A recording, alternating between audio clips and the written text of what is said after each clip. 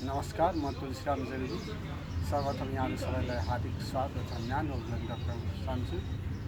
आज मैले एउटा स्वास्थ्य सचेतना दिने उद्देश्यले यहाँहरू समक्ष एउटा सानो जनचेतनामूलक स्वास्थ्य सम्बन्धी औषधि सम्बन्धी एउटा छोटो सामग्री लिएर उपस्थित भएको छु र त्यो टपिक के हो भन्दाखेरिमा म तपाईहरुलाई म देखाउँछु। यो ट्याब्लेट यहाँहरू धेरैजनाले चिनिसक्नुभयो होला। यसको चाहिँ बट्टा छ, सायद थाहा पाइसक्नुभयो यो के हो। पक्कै पनि थाहा पाइसक्नुभयो होइन। यो एउटा 72 घन्टे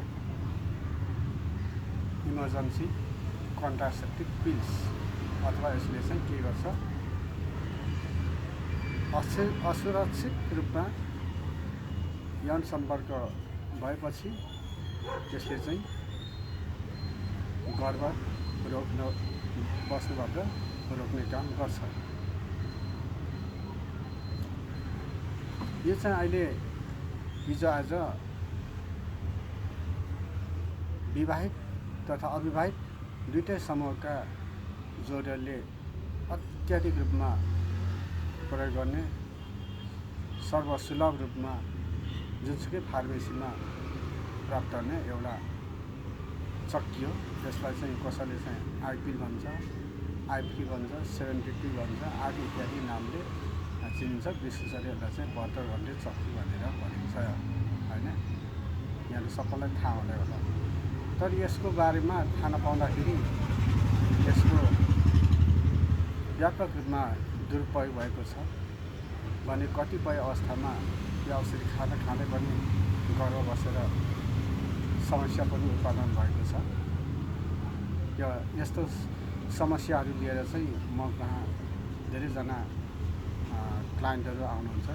त्यसैले त्यो समस्या चाहिँ समाधान होस्, सबैलाई जानकारी होस् भन्ने हिसाबले चाहिँ मैले चाहिँ यो भिडियो बनाउन लागेको छु है त। यो आइफ्री अथवा 72 घन्टे औषधि चाहिँ एउटा गर्भ रोक्नको लागि प्रयोग हुने एउटा हर्मोनल लिभोनर्जेस्ट्रोल भन्ने हर्मोनल औषधि हो होइन। यहाँहरू सबैलाई ज्ञातै छ। अब यो औषधिले कसरी काम गर्छ भन्दाखेरिमा यसै चाहिँ पहिलो कुरा चाहिँ यसले चाहिँ हाम्रो महिलाहरूको पाठेघरभित्र अन्डा चाहिँ गर्भ बस्नको लागि अन्डा बन्छ, जुन अन्डा बन्ने प्रोसेस छ, स्टेप छ, त्यसलाई चाहिँ डिले गर्छ र केही क्षणलाई चाहिँ यसले रोकिदिन्छ होइन। जब शारीरिक सम्पर्क हुन्छ त्यतिखेर चाहिँ स्पर्मसँग मिट हुन पाउँदैन, भेट हुन पाउँदैन र गर्भ बस्दैन भने त्यसको साथसाथै यसले चाहिँ त्यो महिलाहरूको पाठेघरभित्रको इन्डोमेट्रियमले सबैभन्दा भित्रको जुन चाहिँ भाग हुन्छ, जहाँ चाहिँ अन्डा निषेचन हुन्छ, फर्टिलाइज हुन्छ, त्यहाँ चाहिँ यसले चाहिँ त्यो इन्भाइरोमेन्टलाई चाहिँ यसले बिगारिदिन्छ, खदेडिदिन्छ र बच्चा बस्न सक्दैन अन्त। यो चाहिँ भयो यसको काम गरेको। अब यसको चाहिँ सबभन्दा प्रयोग गर्ने उत्तम समय चाहिँ कति बेला हो भन्दाखेरि यो चाहिँ सबभन्दा उत्तम समय चाहिँ शारीरिक सम्पर्क भएको 24 घन्टाभित्र प्रयोग गर्दा सबैभन्दा उत्तम हुन्छ। 5 घन्टा, 6 घन्टा, 8-10 घन्टा, 1-2 घन्टा जति छिटो प्रयोग गर्नु त्यति।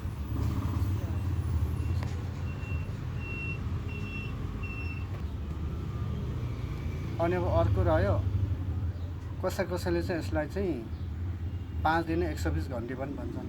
तर यो चाहिँ वास्तवमा गलत हो। यसले चाहिँ 72 घन्टासम्म चाहिँ राम्रो काम गर्छ र त्यसपछि जति यसको ढिलो हुँदै जान्छ त्यति नै यसको इफिसियन्सी चाहिँ काम गर्ने क्षमता चाहिँ घट्दै जान्छ।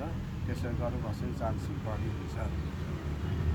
त्यसैले गर्दाखेरि यदि तपाईँहरू पनि यो प्रयोग गर्ने योजनामा प्रयोग गर्ने अवस्था आइपरेको खण्डमा तपाईँले तुरन्त प्रयोग गर्नुहुँदा त्यतिखेर चाहिँ एकदमै प्रभावकारी हुन्छ। 96%, 96% प्रभावकारी हुन्छ होइन। अब अर्को रह्यो, अब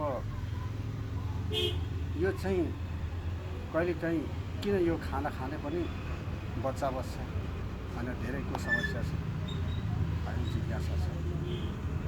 मैले अघि नै भने यसले कसरी काम गर्छ भन्दाखेरि चाहिँ जुन अन्डा आउँछ त्यो अन्डा बन्ने प्रोसेसलाई चाहिँ डिले गर्ने हो, जस्ट डिले गर्ने, रोकिदिने हो होइन।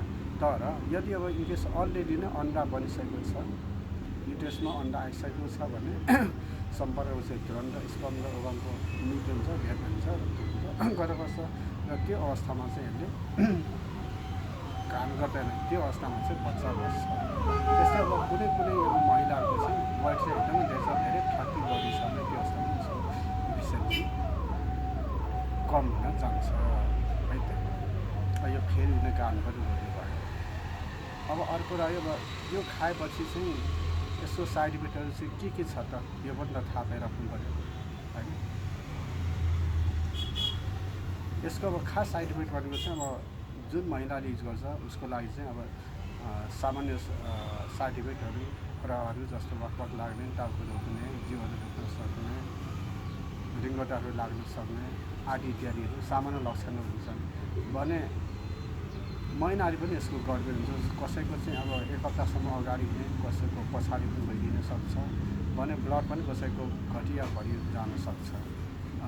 मतलब यसको चाहिँ महिनाहरू चाहिँ इरेगुलर हुनसक्छ, चान्सेस बढी भएर।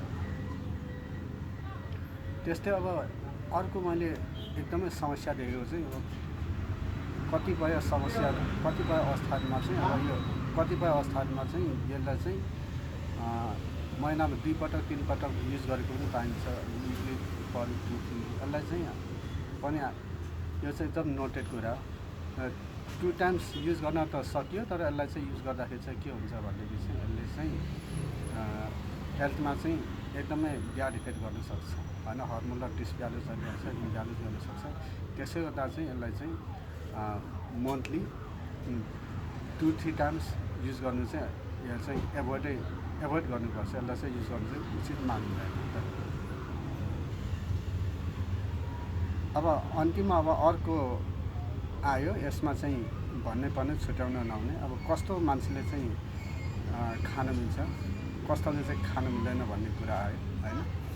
हामीले यसको प्रयोग केमा गर्ने, कसरी गर्ने, बिचमा के कारणले यो कहिलेकाहीँ युज गर्दा पनि गरेर बस्छ भन्ने कुरा मैले बताइसकेँ।